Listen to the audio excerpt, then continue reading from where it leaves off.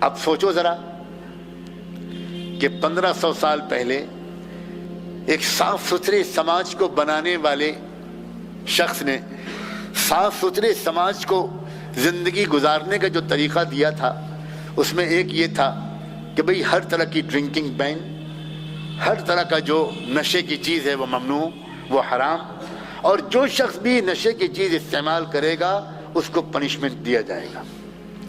اس وقت اس نے ایک بات اور بھی کہی تھی، اس نے کہا تھا کہ شراب پینے کو ایک اکیلا آئسولیٹڈ گناہ مت سمجھنا، یہ ایک اکیلا کرائم نہیں ہے۔ حضور کے الفاظ ہیں صلاۃ و سلام ہو آپ پر، آپ نے فرمایا تھا یہ شراب ام الخبائث ہے۔ ام الخبائث کا مطلب تمام گندے کاموں کی ماں ہے، یعنی جو شخص بھی یہ شراب پیے گا، نشہ کرے گا، وہ پھر 10 کرائم اور کرے گا، وہ اسی ایک کرائم پر رکے گا نہیں۔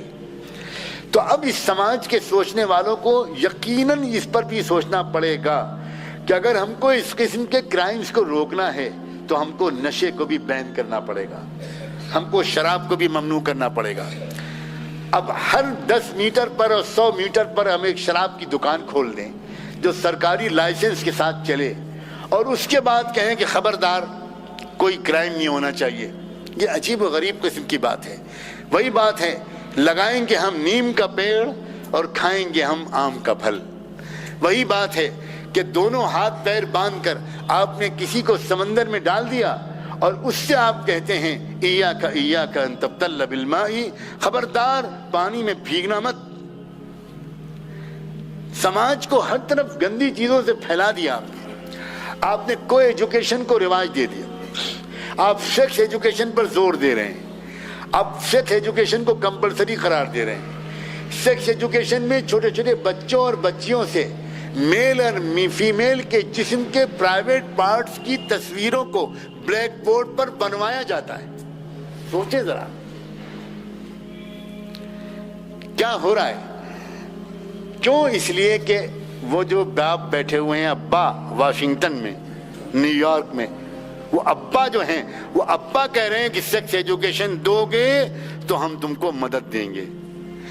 ابا کو پتا ہے کہ ان کو دوائیں بیچنی ہیں، ابا کو اپنی دوائیں بیچنی ہیں، ابا کو اس پورے ملک کو ننگا کرنا ہے امریکہ والوں کو۔ وہ جانتے ہیں بھئی آپ ایک گنجے سے پوچھا گیا کہ تم کیا چاہتے ہو، تو گنجے نے کہا میں چاہتا ہوں میرے گاؤں کے سب لوگ گنجے ہو جائیں۔ ارے گدھے، تو یہ کیوں نہیں کہتا کہ میں چاہتا ہوں میرے سر پہ بال آ جائیں؟ اس نے یہ کہا کہ میری خواہش یہ ہے کہ میرے گاؤں کے سب لوگ گنجے ہو جائیں۔ تو امریکہ اور یورپ کے لوگوں سے پوچھا گیا کہ تمہاری خواہش کیا ہے؟ انہوں نے کہا کہ میری خواہش یہ ہے کہ سب لوگ ہماری طرح مادر ذات ننگے ہو جائیں۔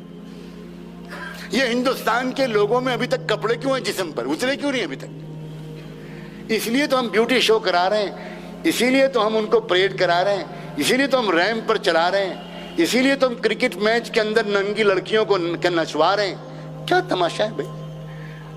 کھیل کا بیڑا غرق ہوتا چلا جا رہا ہے، دیکھ لو۔ جب ہمارے بیٹسمین ان لڑکیوں کو دیکھیں گے تو بال کیا نظر آئے گی؟ تو وہی ہوگا جو اب آج کل میچوں میں ہو رہا ہے، ڈنڈا صاف پہلی ہی گیند پر۔ اب کنسنٹریشن ختم ہو جاتا ہے۔ ایک لڑکا پڑھنے بیٹھتا ہے تو اس کو پڑھنے میں جو سائنس کا ڈائیگرام ہے، اس ڈائیگرام کے اندر اس کو اپنی گرل فرینڈ نظر آتی، دماغ خراب ہو جاتا ہے، پرفارمنس قوم کا گھٹ جائے گا۔ آپ کیا سمجھو بھائی، یہ جو صاف ستھری معاشرت ہے، میں نے کہا تھا دنیا کی ساری ترقیاں اسی وقت کیوں ہوئی تھیں جب صاف ستھرا معاشرہ مدینے میں بن گیا تھا۔